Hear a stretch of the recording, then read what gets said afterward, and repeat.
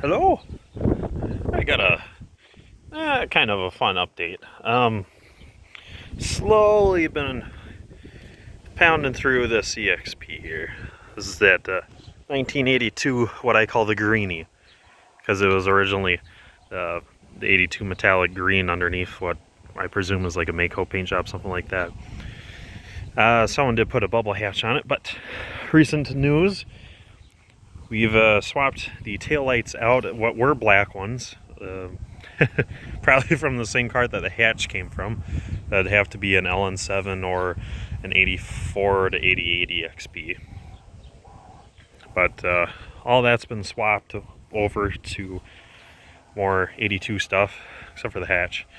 My wife actually likes the hatch, and for good reason. She likes it because she finds more visibility out of it.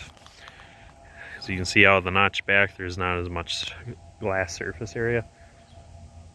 So just out of natural result, this one's just has better visibility out of this monstrous back window.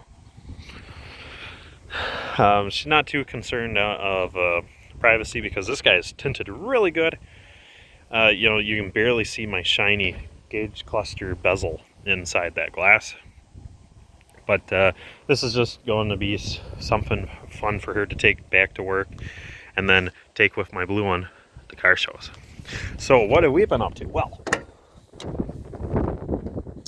I did finally put the last couple center halves on these wheels. Had to rob them off of some of my other wheels. Excuse me. But we've slowly been figuring out all the little issues and knickknacks with this car. When I got it, half of the gauge cluster features weren't working.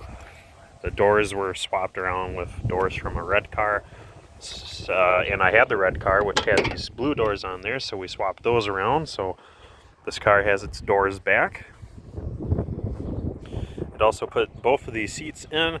We were going to put in the carpet, but when I took out the carpet, it was ripped in many places, and it had already been replaced. And what remains there, I don't even believe to be factory EXP carpet anyway. So sadly, that kind of had to hold things off for that, but that's all right. Gives us some time to address what little bit of surface rust is in here. It's only rusty inside of here because like the carpet that was stored in here, all this carpet, it was done on a somewhat damp day, and it was just thrown in here. So what droplets came dribbling off of that just form little little orange spots, and until it's pretty sacrificial because a lot of it just goes off like that, you know. So I'll clean up extremely easily, but we're kind of holding off from going too far into the interior job. You know, because we don't want to put in like all the seat belts, the interior panels, just to take all those back out, because the carpet goes in first, followed by the seats, center console, the seat belt receivers by the center console, your hood release, your lower vents, and then all your rear interior plastics, followed by the rest of the seat belts, you know, what dangles up on the top corner here. I did go and replace this one door jamb gasket, and that's been working slick. It's nice and quiet. The door seal's great. The door is very quiet now because of that. Not much for wind noise anymore. Yeah, slowly banging her out, but it's turned out really nice. So yeah, that's just kind of the next big move. Is honestly, I could do it with just steel wool. So some steel wool and then some cleaners will get all this rust out. A little bit is here, and then the car body will be rust free, and then we'll be able to spray some paint on whatever shiny metal there is just to prevent future issues, and then install some new carpet. I do have carpet I'll be ordering it soon. It's kind of spendy. When I got the carpet for my blue EXP, it was factory replacement carpet. Or I should say it's aftermarket carpet that's like identical to factory. And I got that. Years ago, it was only like $130. But it's since almost doubled. The carpet for these cars is now about $200 at the cheapest, about $450 at the most expensive. And the cheapest option is fine, simply because it's black. Now my blue car, I'll pop that open. Oh, I got this side locked. But you can see that the color match was actually really good. Look at that. It is a little dirty, but that's just from me using it. Dirty from where my feet kick it once in a while, but it's actually really nice, and it's almost a dead match to the rear carpet area, and that's what you need a match to. This one just being all black, that's what we're shooting for. Sadly, I don't have any black seats, or I do have some black seats, but they're already spoken for. They're going into 2 other EXPs. So the closest I got are these gray Escort seats. Had to modify them. The Escort seats, there's a little pull tab on the bottom, and when you move that, it's the equivalent to pulling this lever to make it just flop forward. And I could have left that there, but the problem is it won't pass this rail because of the EXP seat tracks. These seats sit so low that with that little lever, it catches on that rail, so just had to nip those off, and that's fine. Should these land back in an Escort, I did keep them so they can be welded back on, cleaned up, shot with paint, they won't rust, and then someone's got these for their Escort. But nah, these in a black car, it's not too far off for now until we get something nicer for her. Otherwise, mechanically, it's in good shape. All the brakes are working again. Parking brake just needs a little adjustment. We did it to start with, but after driving it a little bit, slowly putting a couple miles back on these rear shoes, we do need to put a little bit more attention inside this guy. Gauge cluster works for the most part. I'm still diagnosing just a couple things. All of the gauges are working perfectly, but we're not getting door ajar indicator. We're not getting high beam indicator, and not getting parking brake or seat belt indicator. But all of that's fine because I know that it's not a gauge cluster issue, except for the high beams. I gotta sort that out because the high beams do work. When you click this, it does turn on the high beams, and all the exterior lights work, every single one. And when you do the hazards, they all 4 of them flash. But when you use the left signal or the right signal, neither side work. So I do have to dive into that. And the horn doesn't work either. So I got a feeling it's just a bad switch. So I'll probably end up replacing the switch, but at the very least I'm going to test it real soon. And that'll be interesting. In the mail today I'm getting a whole bunch of test leads so that it's easier to test these out. I got a few, but I'm going to need a couple more to make this endeavor go faster. So I'm going to test out this switch completely. Wiper switch works perfectly, except for the intermittent. This one, now in every EXP I've ever had, this intermittent's never worked. In this EXP, it's kind of similar. In this position, it's the slowest. I shouldn't say it's the slowest position, but it's awfully slow. Put it here, and it'll go woo, woo, woo, woo. And then if you rotate it some, it speeds up. My bad. As you rotate it some, it slows down, but somewhere around this point and on forward, from here to here, anywhere in between, it just resorts to the slowest setting, and that would be 1 stroke every, I think, minute and 40 seconds or 2 minutes. It's around that 2-minute mark. It's a long time between swipes, and that's exactly what my blue one does here. No matter how you turn this guy, it always results to the slowest setting, and that's 1 swipe every about 2 minutes. So I got to dive into that. I'm thinking what's going on is the potentiometer that's inside the stick. I'm thinking that's just dirty, and if I clean it up, this one will come back to life. With mine, however, I got a feeling it's the control module or the pod. It's kind of hard to say. I got to diagnose both, but because the problem is with the potentiometer, if it's dirty, the wiper controller is not going to know when to time the wipers, or I should say it doesn't know at what interval you want them to wipe at, because it's not getting either it's not getting any resistance or it's not getting enough resistance. I've studied the wiring diagram on this, and it's not very clear. They left it pretty open-ended.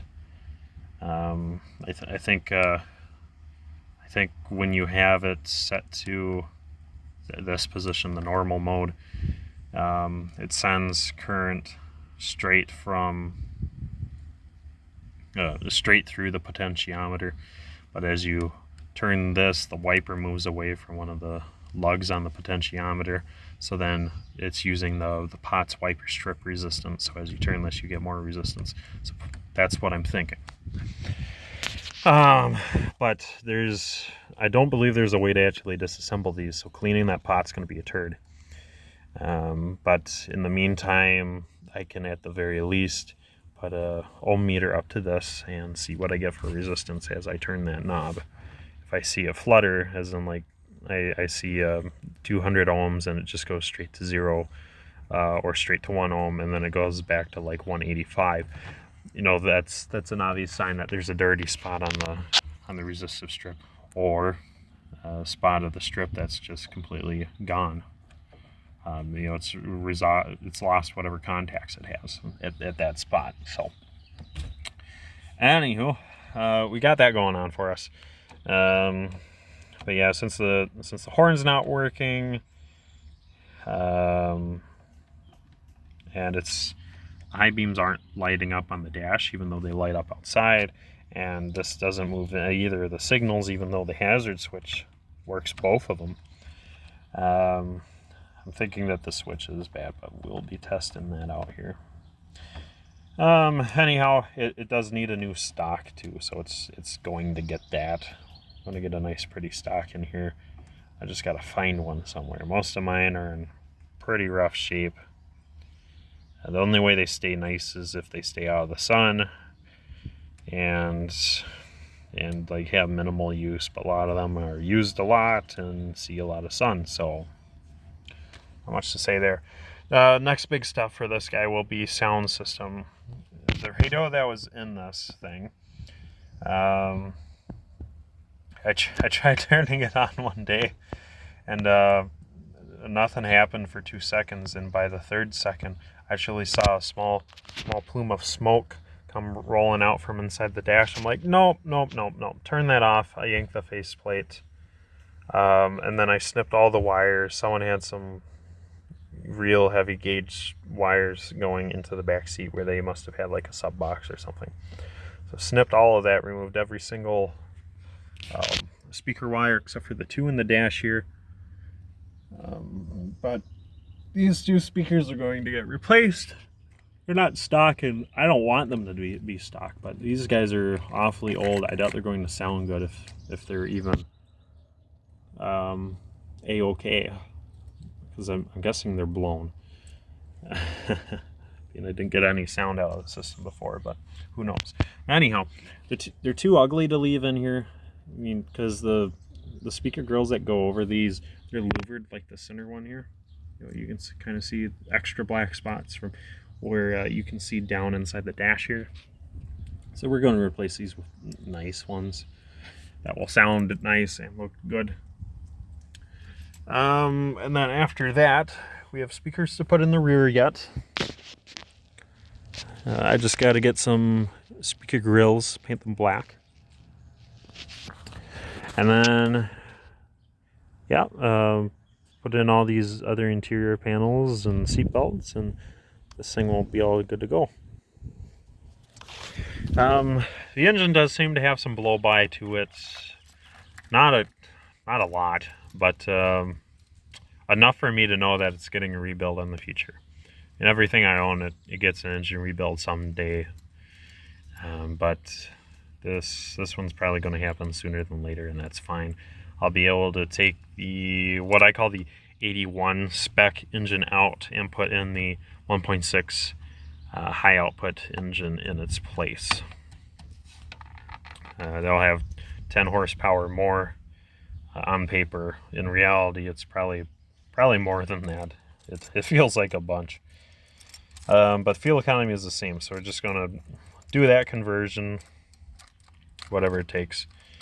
Or actually, I want this to be extremely reliable for my wife and as minimal maintenance as possible, so we'll probably get a 1.9 swap. Should it break a belt going down the highway or something to her work. All she'd have to do is call me up. I'll come out with tools, throw on a new timing belt, and away it goes. Otherwise, it's just a little bit of cleaning involved. There's some buildup on these door cards, and we're going to clean that off. If anyone has it, I'm still looking for one. You can see my passenger door panel does not have the mirror adjuster bezel. This guy, I need one of these for the passenger side. If anyone can send me one out of an Escort or EXP, I don't care if it's black or if it's chrome. I prefer chrome, but if it's black, I'm not going to be picky. But I need that so I can put those stock mirrors back in. These are aftermarket mirrors, and they're put in the wrong spot. So someday this is going to visit my welding station. We're going to cut out this entire bottom half of the door, weld in new sheet metal. So then this car is absolutely freaking rust free in every corner. Hammer out all these dents, put the trim back on all the lights. And while we're replacing metal, we are going to put in the correct mirrors. We have to drill 3 holes, 2 for bolts, 1 for the cable, and then we have to fill in these holes. So we'll address that. And then someday, this will get painted. And it's looking like we'll paint it the 83, I don't remember what they call it, but it's like, it's kind of a dark navy blue. Oh, I see a little bit of rust here that I gotta adjust to. When it's ready for paint, I have a place that can remove these windows without breaking them, and we'll come in and fix all that up, make that perfect. I don't know why it's rusting so bad in that corner. This car doesn't have rust anywhere, except from the stains from on the floor that I talked about from the soaked carpet that someone had washed, thrown back in. And then for whatever reason, these 2 doors just went to heck. But the whole rest of the car is just perfect. Absolutely flawless. Oh, and then we got a muffler coming. Right now, this has nothing. Someone cut it off right before the muffler. So, let me, if I have it, I'll show you. I don't remember if I have it. Well, I know I have it. The question is it here or not? And it might not be. I had, I just had a new muffler come in, and it fits the part perfectly. I even got some nice exhaust, a dual exhaust tip to put on it too, and that looks good. Oh, here we go. Well, I do at least have the exhaust tips. These guys, I guess it's just one unit, I should say.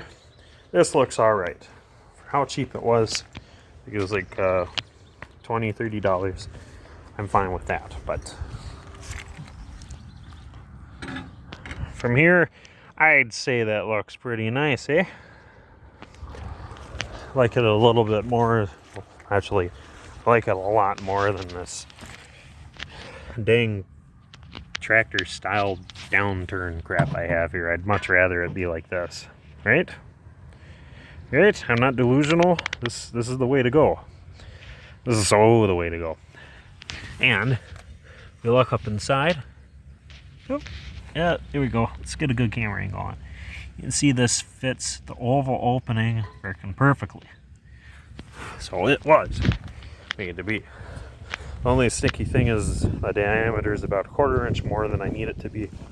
But I can so overcome that with ease. Anyhow, yeah, in the meantime, I'm going to get a hold of more of these, and I'll share a link in the description for those who are interested in it. Because we all know that the stock mufflers, so it was a muffler, and then coming out of the back end of it, there were two pipes like this, and they'd come out, they'd go up a little bit and tilt in when they go up, and then they'd both shoot out pretty tight to each other, and that would be your dual tip muffler, just raw steel. But this is a lot, because you can't find those mufflers or any mufflers like them. All you can do is just find a single inlet, single outlet that will fit the space underneath the car. So then you're left with having to do something like this for tips, and that's perfectly fine, so long as it fits that oval opening cut out in the rear lower valance. But I think we're set there. Yeah, there's still just a couple little things to do. I do need to put all the CV boots on the car. I think 3 out of 4 of them are torn.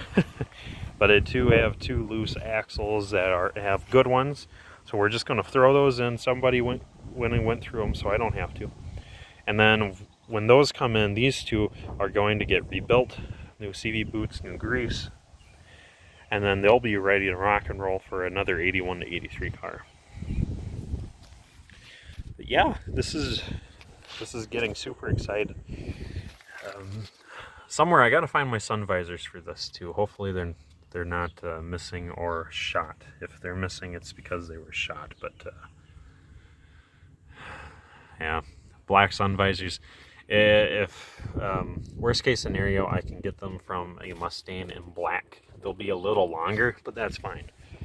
For my wife, it's going to be a little bit more function or over form until we got the funds and time around for paint. But when that time comes, boy, it's going to be one pretty peach. But yeah, that's what we're looking forward to, and hope you'll be around to join us. Thank you.